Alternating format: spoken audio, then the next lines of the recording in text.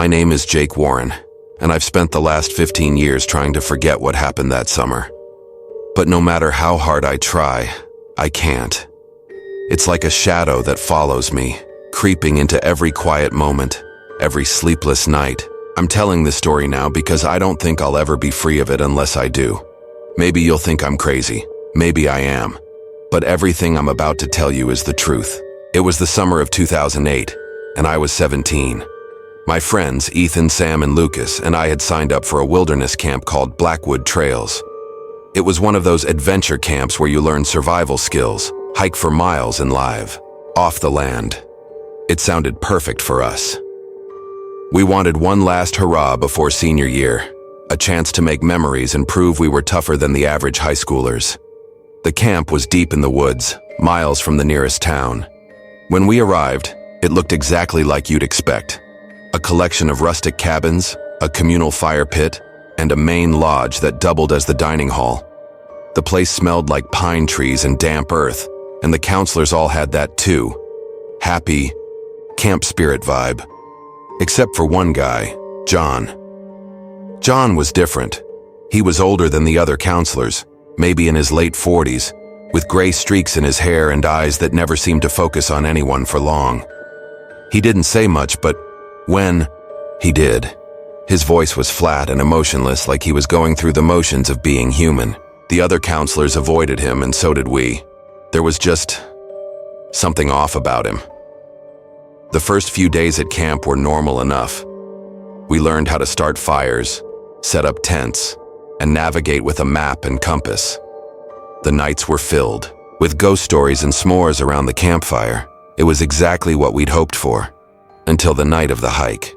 On the third night, the counselors announced a special nighttime hike to the ridge, a high point overlooking the forest. It was supposed to be a highlight of the camp, a chance to see the stars without any light pollution. They split us into groups of 6, each with a counselor leading the way. We ended up with John. The hike started out fine. The trail was steep and winding, but the moonlight was bright enough to guide us. John walked ahead, silent as ever, while the rest of us joked and complained about how long it was taking. After about an hour, we reached the ridge. The view was incredible. Miles of forest stretching out under a sky so full of stars it didn't seem real. But then John said something strange. "Don't wander too far from the group," he said, his voice low. "People get lost out here." We laughed it off, thinking he was just trying to scare us.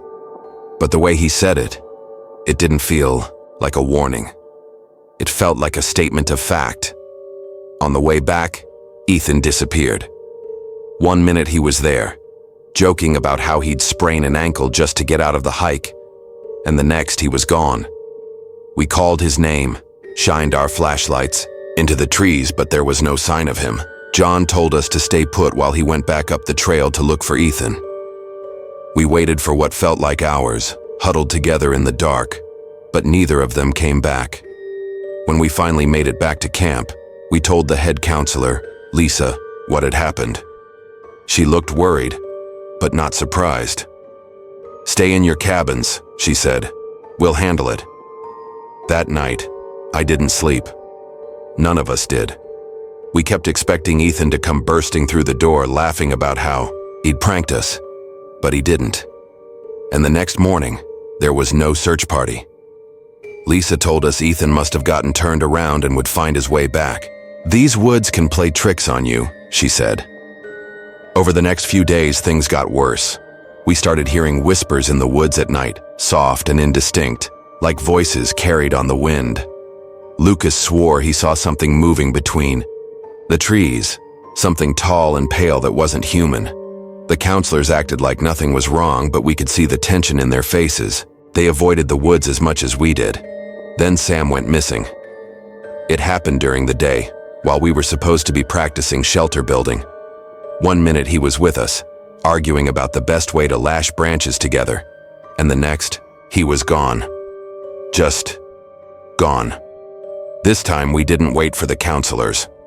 Lucas and I grabbed flashlights and headed into the woods, yelling Sam's name until our throats were raw.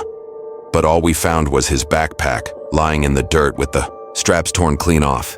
That night, Lucas and I confronted Lisa. We demanded to know what was going on, why no one was looking for Ethan or Sam. She tried to brush us off, but eventually, she cracked. "People disappear here," she admitted, her voice shaking.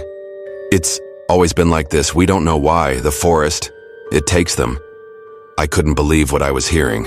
"The forest?" I shouted. "That's it? You're just going to let it happen?"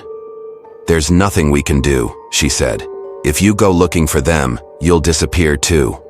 Lucas and I didn't listen. We waited until everyone was asleep, grabbed supplies, and headed into the woods. We told ourselves we were going to find Ethan and Sam, but deep down, I think we both knew we wouldn't. The forest was different at night. The trees seemed closer together, the shadows deeper. And that's when we heard it, the whispers. They were louder now, almost intelligible, and they weren't coming from one direction. They were everywhere. We ran. I don't know how long we ran, but eventually I tripped and fell. When I looked up, Lucas was gone. I was alone. I don't remember how I got back to camp. The next thing I knew, it was morning, and I was lying outside. My cabin. Lucas's bunk was empty, so was mine. I left that day. I didn't say goodbye, didn't tell anyone I was leaving, I just ran. The bus ride home felt surreal, like waking up from a nightmare. But it wasn't a nightmare.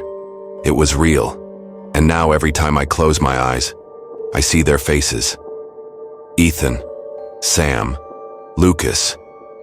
I hear the whispers, and I know I'll never be free of Blackwood Trails.